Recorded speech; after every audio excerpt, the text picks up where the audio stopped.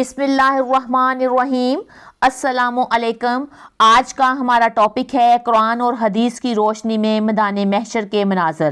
اللہ تعالیٰ قرآن پاک میں ارشاد فرماتے ہیں، لوگو اس دن سے ڈرو کہ جس دن کوئی کسی کے کام نہیں آئے گا اور نہ کسی کے حق میں کسی کی سفارش قبول کی جائے گی اور نہ کسی کی طرف سے کوئی بدلہ قبول کیا جائے گا اور نہ کسی کو کسی کی جانب سے کوئی مدد پہنچ پائے گی۔ برادران اسلام، جس طرح انسانوں اور جنوں کی عمر کا ایک وقت مقرر ہے، اسی طرح سے اس عالم کی بھی ایک عمر کا وقت مقرر ہے۔ جب اس عالم کی عمر تمام ہو جائے گی، پوری ہو جائے گی، تو اچانک اس کے مجمع کو موت آ جائے گی۔ پورے عالم کے ختم ہو جانے کا نام قیامت ہے۔ جب قیامت کی ایک ایک کر کے پوری نشانیاں ہو جائیں گی تو قیامت آنا شروع ہو جائے گی۔ قیامت کی ابتدا حضرت اسرافیل کے سور پھونکنے سے ہوگی، جس کے بارے میں نبی کریم صلی اللہ علیہ وآلہ وسلم کا ارشاد ہے کہ حضرت اسرافیل علیہ السلام سور منہ میں لیے اپنی پیشانی کو جھکائے ہوئے، کان اللہ کے حکم پر لگائے ہوئے ہیں۔ جیسے ہی اللہ تعالیٰ کی طرف سے حکم دیا جائے گا تو وہ سور پھونکنا شروع کر دیں گے، یوں قیامت کا آغاز ہو جائے گا۔ مسلم شریف کی ایک حدیث کے مطابق یہ جمعے کا دن ہوگا جب سور کی آواز بجلی کی کڑک کی طرح شدت اختیار کر جائے گی، تب لوگ مرنا شروع ہو جائیں گے۔ جو آدمی جہاں ہوگا وہیں گر پڑے گا۔ جیسے ہی سورہ اسرافیل بلند ہوگی، ویسے ویسے نظام کائنات درہم برہم ہونا شروع ہو جائے گا۔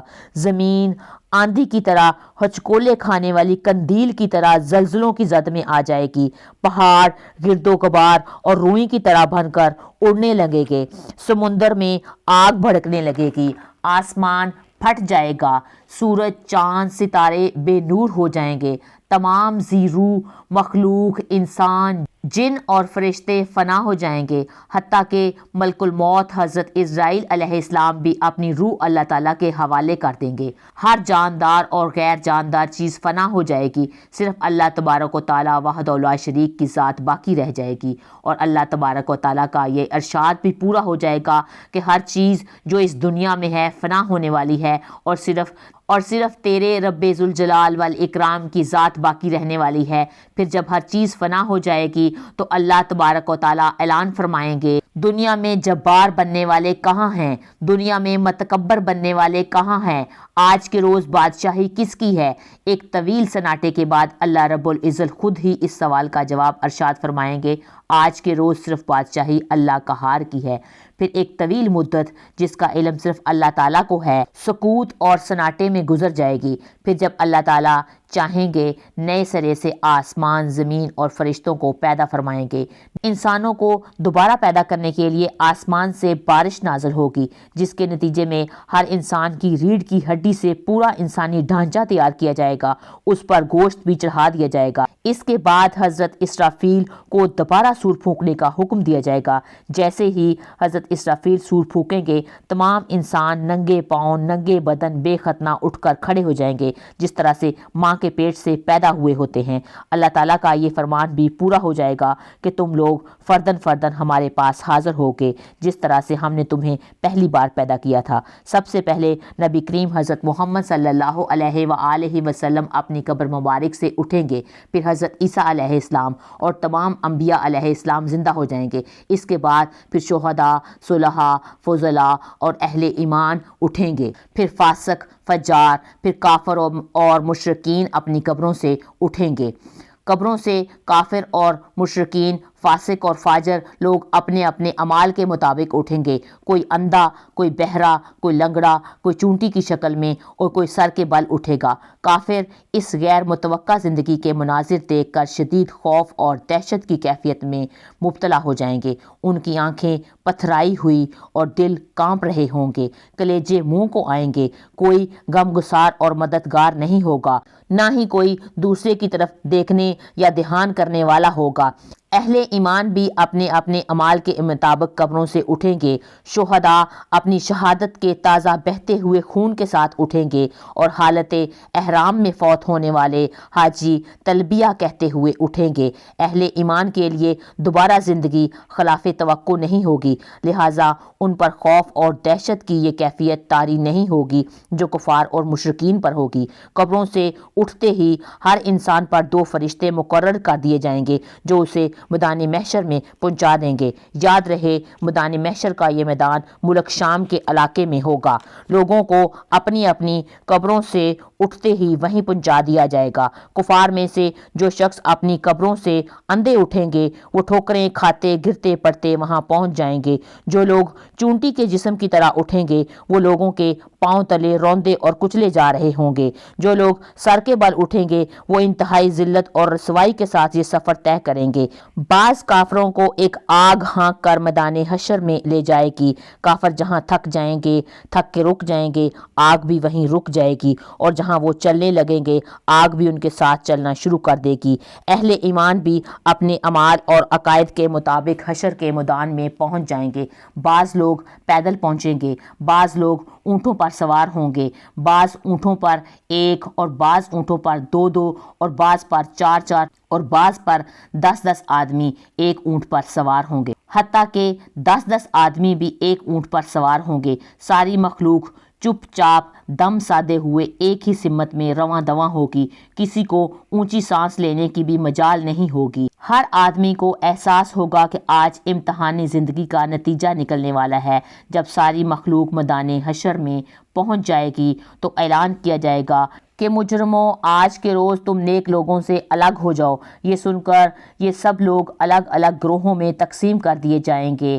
سورج کی پرستش کرنے والوں کا گروہ، ستاروں کی پوجا کرنے والوں کا گروہ، آگ کی پرستش کرنے والوں کا گروہ، بتوں کی پرستش کرنے والوں کا گروہ، منافقین اور مرتدین کا گروہ ایک طرف، اور دوسری طرف ایمانداروں کا اور ان کے عقائد اور اعمال کے مطابق الگ الگ گروہوں میں تقسیم کر دیا جائے گا۔ علماء کا علماء کے ساتھ، صالحہ کا صالحہ کے ساتھ، عابد کا عابدین کے ساتھ، متقی کا متقین کے ساتھ، خاشعین کا خاشعین کے ساتھ، شہید کا شہداء کے ساتھ، مجاہد کا مجاہدین کے ساتھ، حافظ قرآن کا حفاظ کے ساتھ، قاری حضرات کا قاری کے ساتھ، سخی کا سخیوں کے ساتھ، عادل کا عادلوں کے ساتھ، رحم دل کا رحم دلوں کے ساتھ ملا دیا جائے گا۔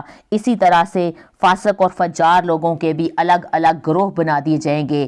بے نمازی کا بے نمازیوں کے ساتھ، روزہ نہ رکھنے والوں کا بے روزے داروں کے ساتھ، زکوٰۃ نہ دینے والوں کا مانعین زکوٰۃ کے ساتھ، نافرمان اولاد کا والدین کی نافرمان اولادوں کے ساتھ، قاتل کا قاتلوں کے ساتھ، ڈاکو کا ڈاکوؤں کے ساتھ، شرابی کا شرابیوں کے ساتھ، زانی کا زانیوں کے ساتھ، سود خور کا سود خوروں کے ساتھ، رشوت خور کا رشوت خوروں کے ساتھ، ظالم کا ظالموں کے ساتھ، کافر سے دوستی کرنے والوں کا کافر سے دوستی کرنے والوں کے ساتھ۔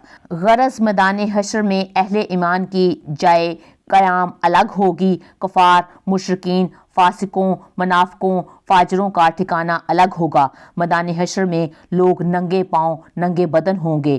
سورج 1 میل کے فاصلے پر آگ برسا رہا ہوگا، زمین دہک رہی ہوگی، جسم سورج کی آگ سے جل رہے ہوں گے، زمین پر پاؤں رکھنا مشکل ہو رہا ہوگا، دور دور تک کہیں سایہ نظر نہیں آئے گا۔ لوگ اپنے اپنے عقائد اور اعمال کے مطابق پسینے میں شرابور ہوں گے، کسی کا پسینہ ٹخنوں تک، کسی کا پنڈلیوں تک، کسی کو گھٹنوں تک، کسی کو کمر تک پسینہ آیا ہوگا۔ کافر اور مشرکین کو منہ میں پسینے کی لگام آئی ہوئی ہوگی۔ بھوک اور پیاس اور شدید گرمی کی حالت میں لوگ 50,000 سال تک کھڑے رہے ہوں گے۔ تنگ آ کر وہ اللہ تبارک و تعالیٰ سے دعا کریں گے کہ اے اللہ تعالیٰ ہمیں اس مصیبت سے نجات دلا، خواہ ہمیں جہنم میں ہی پہنچا دے۔ یاد رہے، آج سورج کا ہماری زمین سے فاصلہ 9 کروڑ 30 لاکھ میل کے برابر ہے۔ ذرا غور فرمائیے اس روز کیا عالم ہوگا جب زمین کا درجہ حرارت آج کے مقابلے میں 9 کروڑ درجے زیادہ ہوگا۔ لاچار اور بے بس ہو کر لوگ حضرت آدم علیہ السلام کی خدمت میں حاضر ہو کر عرض کریں گے، آج کے دن آپ ہمارے لیے سفارش کر دیں کہ اللہ تعالیٰ حساب و کتاب شروع کر دے۔ حضرت آدم علیہ السلام فرمائیں گے، آج میرا رب اس قدر غصے میں ہے کہ اس طرح اس سے پہلے نہ کبھی غصے میں ہوا ہے اور نہ کبھی آئندہ ہوگا۔ مجھ سے جنت میں اللہ تعالیٰ کی نافرمانی ہو گئی تھی، جس کی وجہ سے مجھے اپنی جان کی فکر ہے، لہٰذا میں سفارش نہیں کر سکتا۔ تم لوگ حضرت نوح علیہ السلام کے پاس چلے جاؤ۔ لوگ حضرت نوح علیہ السلام کی خدمت میں حاضر ہوں گے اور اپنا مدعا بیان کریں گے۔ حضرت نوح علیہ السلام بھی یہی کہیں گے کہ آج میرا رب اس قدر غصے میں ہے کہ اس طرح اس سے پہلے کبھی نہ ہوا اور نہ کبھی آئندہ ہوگا۔ میں نے دنیا میں اپنی قوم کے لیے بد دعا کی تھی، جس کے نتیجے میں وہ ہلاک ہو گئی۔ آج مجھے اپنی جان کی فکر ہے، میں سفارش نہیں کر سکتا۔ تم لوگ حضرت ابراہیم خلیل اللہ کے پاس چلے جاؤ، وہ ضرور سفارش کریں گے۔ لوگ حضرت ابراہیم علیہ السلام کی خدمت میں حاضر ہوں گے اور عرض کریں گے کہ آپ اللہ کے نبی اور اللہ کے خلیل ہیں، اپنے رب کے حضور سفارش کرتے ہمارے لیے۔ حضرت ابراہیم علیہ السلام بھی یہی بات فرمائیں گے جو حضرت آدم علیہ السلام اور حضرت نوح علیہ السلام نے فرمائی تھی کہ آج میرا رب اس قدر ناراض ہے کہ اس سے پہلے کبھی اتنا ناراض نہیں ہوا اور نہ ہی اس کے بعد کبھی ہوگا۔ میں نے دنیا میں 3 جھوٹ بولے تھے، جس کی وجہ سے آج مجھے اپنی جان کی فکر ہے، کہیں اللہ تعالیٰ باز پرس نہ کر لے، لہٰذا تم لوگ حضرت موسیٰ علیہ السلام کے پاس چلے جاؤ۔ پھر لوگ حضرت موسیٰ علیہ السلام کی خدمت میں حاضر ہو جاتے ہیں، کہتے ہیں کہ اللہ تعالیٰ آپ سے ہم کلام ہو کر آپ کو سارے لوگوں پر فضیلت اللہ تعالیٰ نے دی، آپ اپنے رب کے حضور ہمارے لیے سفارش کر دیں۔ حضرت موسیٰ علیہ السلام فرمائیں گے آج تو میرا رب اس قدر غصے میں ہے کہ اس سے پہلے کبھی نہیں ہوا تھا اور نہ کبھی بعد میں اتنا غصے ہوگا۔ میں نے دنیا میں ایک آدمی کو قتل کر دیا تھا، جس کی وجہ سے مجھے اپنی جان کی فکر ہے، لہٰذا میں سفارش نہیں کر سکتا۔ تم لوگ حضرت عیسیٰ علیہ السلام کے پاس چلے جاؤ۔ لوگ حضرت عیسیٰ علیہ السلام کی خدمت میں حاضر ہوں گے اور عرض کریں گے اپنے رب سے ہمارے لیے آپ سفارش کر دیں۔ حضرت عیسیٰ علیہ السلام بھی وہی جواب دیں گے کہ آج میرا رب اس قدر غصے میں ہے کہ اس سے پہلے نہ کبھی ہوا تھا نہ کبھی آئندہ ہوگا۔ تم لوگ حضرت محمد مصطفیٰ صلی اللہ علیہ وآلہ وسلم کے پاس چلے جاؤ، وہ ضرور تمہاری سفارش کریں گے۔ پھر لوگ امام الانبیاء حضرت محمد مصطفیٰ صلی اللہ علیہ وآلہ وسلم کی خدمت میں حاضر ہوں گے اور عرض کریں گے کہ آپ اللہ کے رسول اور خاتم الانبیاء ہیں، آپ ہماری حالت کا اندازہ بخوبی لگا سکتے ہیں، اپنے رب کے حضور ہمارے لیے آپ سفارش کر دیں کہ وہ ہمارے حساب و کتاب کا آغاز فرمائیں۔ نبی کریم صلی اللہ علیہ وآلہ وسلم فرمائیں گے کہ ہاں میں ہی آج کے روز سفارش کے لائق ہوں۔ چنانچہ نبی کریم حضرت محمد مصطفیٰ صلی اللہ علیہ وآلہ وسلم کو میدان محشر سے شفاعت کے بلند ترین مقام محمود پر پہنچا دیا جائے گا، جو جنت میں عرش الہی کے نیچے ہوگا۔ وہاں پہنچ کر آپ صلی اللہ علیہ وآلہ وسلم اپنے رب کے حضور سجدے میں گر پڑیں گے اور اللہ تعالیٰ کی حمد و ثنا کریں گے۔ پھر جب اللہ تعالیٰ کا غصہ ذرا کم ہوگا تو اللہ تعالیٰ ارشاد فرمائیں گے اے محمد سر کو اٹھاؤ اور سوال کرو، آج سفارش کرو، تمہاری سفارش قبول کی جائے گی۔ یہی سفارش کبریٰ ہوگی۔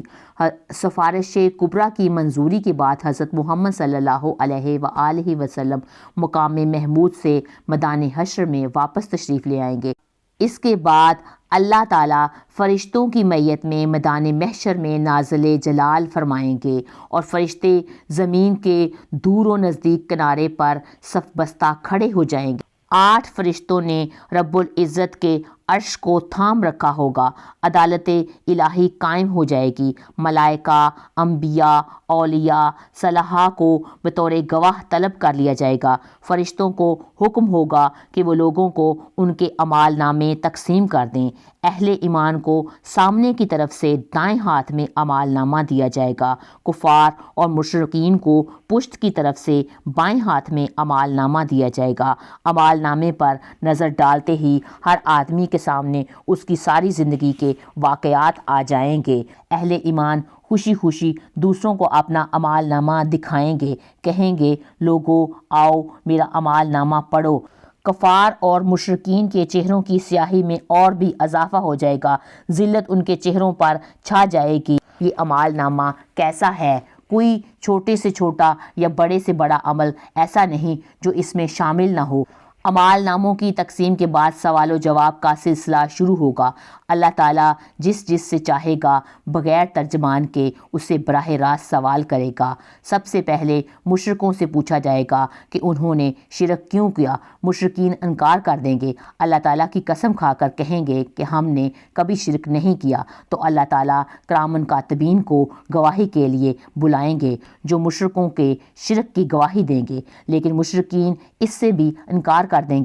پھر اس دور کے انبیاء، علماء اور اولیاء کو گواہی کے لیے بلایا جائے گا تو وہ ان کے شرک کی گواہی دیں گے، مشرکین اس سے بھی انکار کر دیں گے۔ پھر قبر یا مزار کی وہ جگہ جہاں وہ شرک کیا کرتے تھے گواہی کے لیے لائی جائے گی، وہ بھی مشرکین کے شرک کی گواہی دے گی، لیکن مشرکین اس سے بھی انکار کر دیں گے اور اللہ تعالیٰ سے مخاطب ہو کر کہیں گے، یا اللہ کیا تو نے اپنے بندے کو ظلم سے پناہ نہیں دی؟ اللہ تعالیٰ ارشاد فرمائیں گے، ہاں میں نے بندوں کو ظلم سے پناہ دی ہے۔ مشرکین کہیں گے، آج ہم اپنی ذات کے علاوہ کسی دوسرے کی گواہی کو تسلیم نہیں کریں گے۔ چنانچہ اللہ تعالیٰ ان کی زبانوں پر مہر لگا دیں گے اور ان کے اعضاء کو بولنے کا حکم دیں گے۔ تب مشرکین کے اعضاء گواہی دے گے کہ ہاں واقعی یہ شرک کرتے تھے، یوں ان پر جہنم واجب کر دی جائے گی۔ ایک منافق سے اللہ تعالیٰ سوال کرے گا کہ کیا میں نے تمہیں دنیا میں عزت، حکومت، اہل و عیال اور مال و دولت نہیں دیا تھا؟ وہ عرض کرے گا، کیوں نہیں یا اللہ، سب کچھ دیا تھا۔ اللہ تعالیٰ دوسرا سوال اس سے پوچھے گا، کیا تمہیں یقین تھا کہ یہ قیامت آئے گی اور اللہ کے سامنے مجھے جواب دہ ہونا ہوگا؟ منافق کہے گا، ہاں یا اللہ، مجھے پورا یقین تھا، میں نے تیرا کلمہ پڑھا، تیری کتاب پر ایمان لایا، تیرے رسولوں پر ایمان لایا، نماز پڑھی، روزے رکھے، زکوٰۃ دی۔ منافق اپنی تعریفیں کرتا ہوا پورا زور لگا دے۔ اللہ تعالیٰ ارشاد فرمائیں گے، ذرا ٹھہرو، ہم کچھ اور گواہ لاتے ہیں۔ اللہ تعالیٰ اس کے منہ پر مہر لگا دیں گے اور اس کی ران کو بولنے کا حکم دیں گے۔ چنانچہ اس کی ران اس کے بدن کے گوشت کے خلاف اور اس کی ہڈیاں، اس کا جسم کا رواں رواں اس کے نفاق کی گواہی دے گا۔ اللہ تعالیٰ اس پر سخت غضبناک ہوں گے اور جہنم اس پر واجب کر دی جائے گی۔ ناظرین، اہل ایمان سے سوال و جواب کا انداز بالکل مختلف ہوگا۔ ایک مومن آدمی کو اللہ تعالیٰ کے قریب بلا کر اس پر اپنا دامن رحمت ڈالیں گے۔ اللہ تعالیٰ اس سے سوال فرمائیں گے کہ تو نے فلاں گناہ کیا تھا؟ مومن عرض کرے گا، ہاں یا اللہ، میں نے کیا تھا۔ اللہ تعالیٰ اس سے ایک ایک گناہ کے بارے میں سوال فرمائیں گے تو وہ اقرار کرتا چلا جائے گا۔ وہ سوچے گا، اب تو ضرور میں ہلاک ہو جاؤں گا، اب تو ضرور میں جہنم میں ڈالا جاؤں گا۔ آخر میں اللہ تعالیٰ اس سے ارشاد فرمائیں گے کہ میں نے تیرے گناہوں پر دنیا میں بھی پردہ ڈالا تھا اور آج بھی میں پردہ ڈال رہا ہوں۔ پھر اسے جنت میں بھیج دیا جائے گا۔ ناظرین، افراد کے علاوہ انبیاء اور رسولوں کی تکذیب کرنے والی جو قومیں تھیں ان سے بھی سوال و جواب ہوں گے۔ قوم نوح سے سوال کیا جائے گا کہ تم پیغمبر کی تکذیب کیوں کرتے؟ اللہ تعالیٰ حضرت نوح سے ارشاد فرمائیں گے کہ اے نوح، اپنے حق میں کوئی گواہی لاؤ۔ حضرت نوح علیہ السلام عرض کریں گے، میری گواہی امت محمدیہ دے گی۔ چنانچہ امت محمدیہ میں سے علماء، اولیاء، صالحہ حاضر کیے جائیں گے اور وہ گواہی دیں گے کہ ہاں حضرت نوح علیہ السلام پیغمبر بنا کر بھیجے گئے۔ انہوں نے 950 سال تک حق کی رسالت کو ادا کیا۔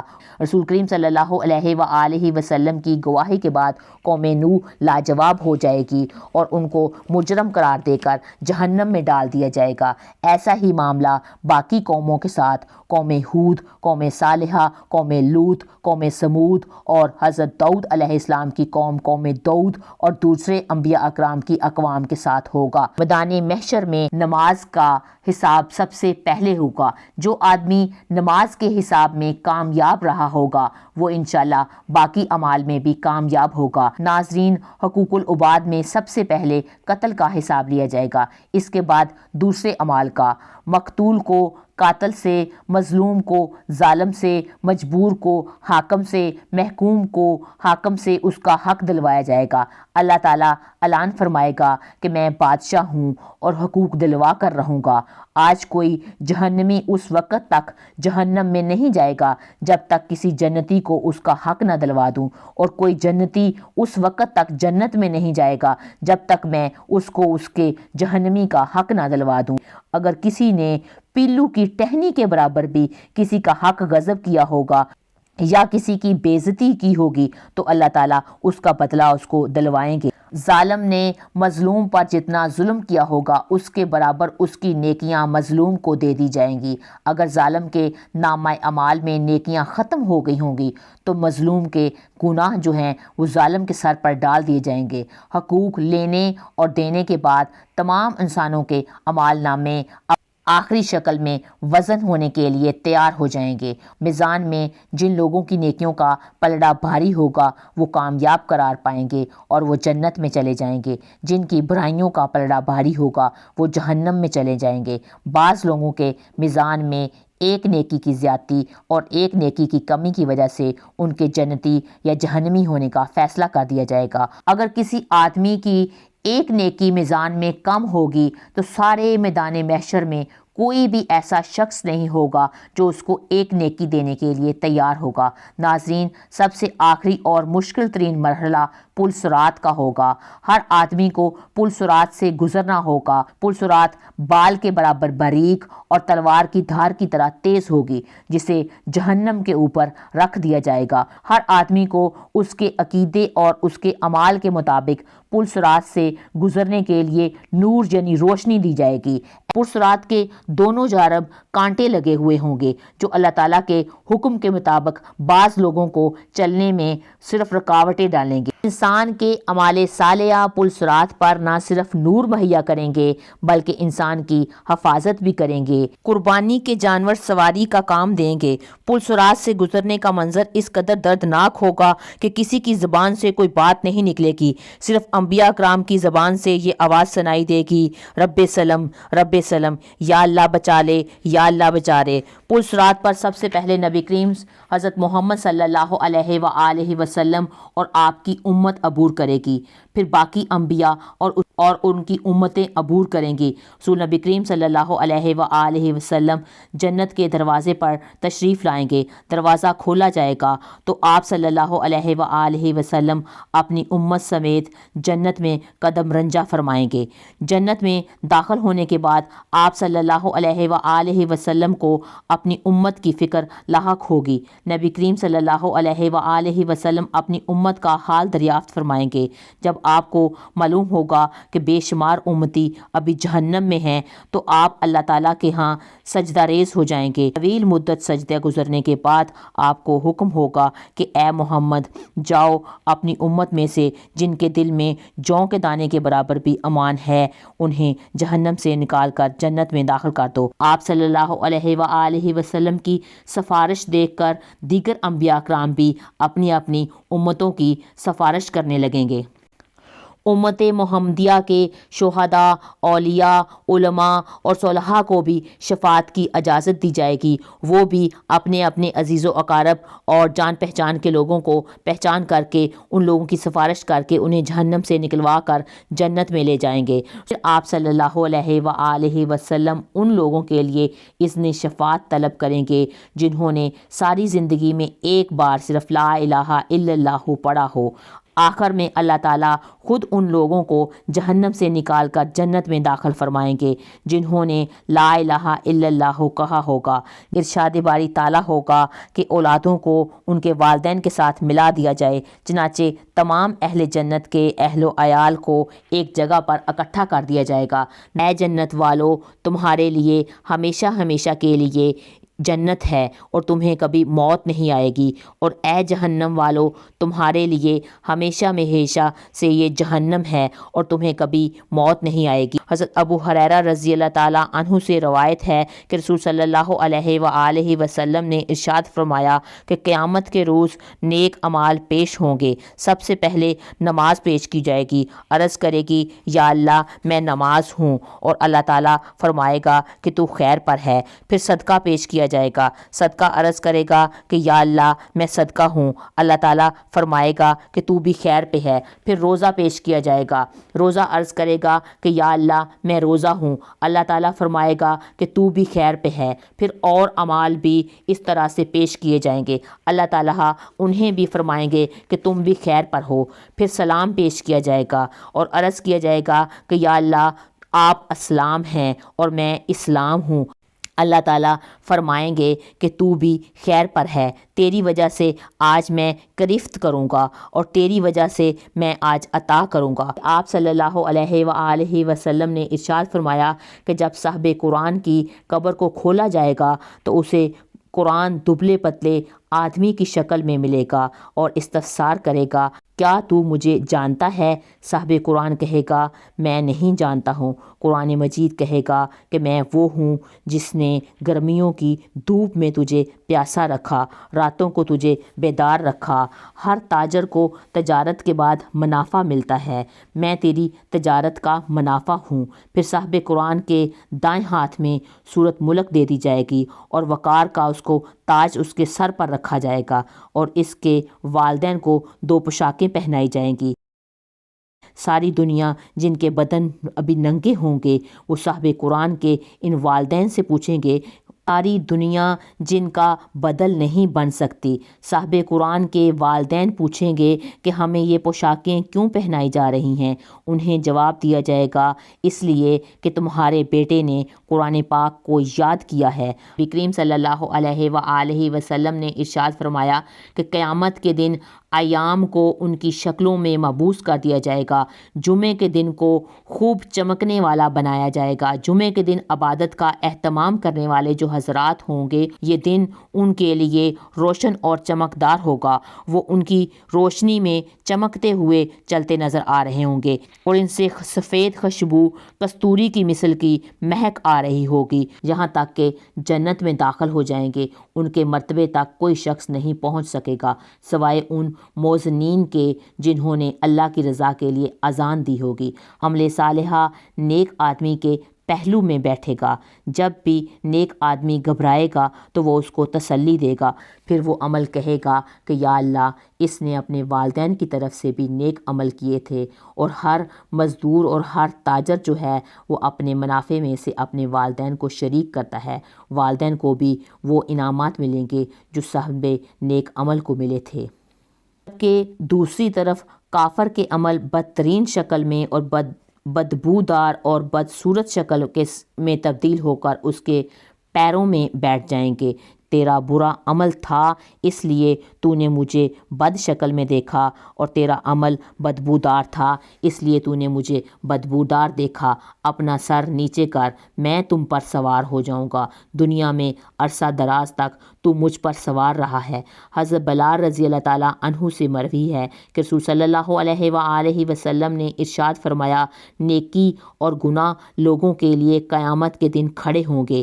نیک لوگ آدمی جو ہوں گے ان سے مل کر اسے کھینچ کر وہ اس کو جنت میں لے جائیں گے، جو نیکی مطلب ہوگی وہ نیک آدمی کو کھینچ کر جنت میں لے جائے گی، اور جو گناہ ہوگا وہ گناہ گار آدمی سے مل کر اسے کھینچ کر جہنم میں لے جائے گا۔ حضرت محمد صلی اللہ علیہ وآلہ وسلم نے فرمایا کہ قیامت کا دن جب ہوگا تو کعبہ کو میری قبر کے ساتھ ملا دیا جائے گا، میرے بعد میری امت نے تیرے ساتھ کیا سلوک کیا؟ خانہ کعبہ آگے سے کہے گا کہ جو میرے پاس آیا میں اس کو کے لیے کافی ہوں، میں اس کی شفاعت کروں گا، اور جو میرے پاس نہیں آیا اس کے لیے آپ صلی اللہ علیہ وآلہ وسلم آپ کافی ہیں، آپ اس کی شفاعت فرمائیے گا۔ حضرت محمد صلی اللہ علیہ وآلہ وسلم نے ارشاد فرمایا، حجر اسود جنت کے یاقوتوں میں سے ایک سفید یاقوت تھا، اسے مشرکین کے گناہوں نے اسے سیاہ کر دیا، قیامت کے دن اسے احد پہاڑ سے کے برابر سے بھی بڑا پیش کیا جائے گا۔